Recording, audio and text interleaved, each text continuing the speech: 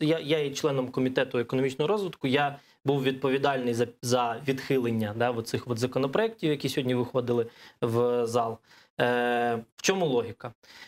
Кабмін Гончарука підготував перелік підприємств, які стратегічних підприємств. І потім пішов у відставку. Відповідно до законодавства українського, якщо Кабмін пішов у відставку і не прийняті законопроекти, які він ініціював, то вони так само йдуть у відставку. Були подані альтернативні. Альтернативні не можуть по закону про приватизацію і по Конституцію, не можуть йти від депутатів. Тобто перелік стратегічних об'єктів може бути ініційований лише Кабінетом міністрів України. Тобто, де-факто, ці два документи, які ми сьогодні відхилили, вони не мали бути прийняті в принципі. Тобто якісь депутати, один із них був документ ініційований Королевською, а один деякими депутатами із «Слуги народу», тобто альтернативні. Вони подали, але це не відповідає законодавству, і ми відхилили.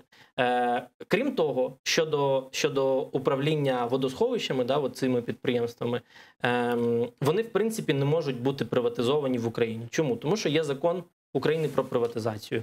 В ньому є стаття, яка говорить про стратегічні категорії підприємств, стратегічної об'єкти.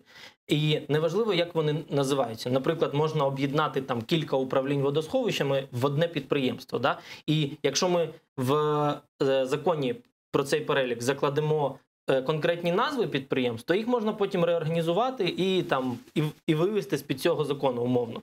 Але закон про приватизацію говорить, що об'єкти водопостачання, оці канали і там злітно-посадочні смуги, все, що гарантує Україні національну безпеку.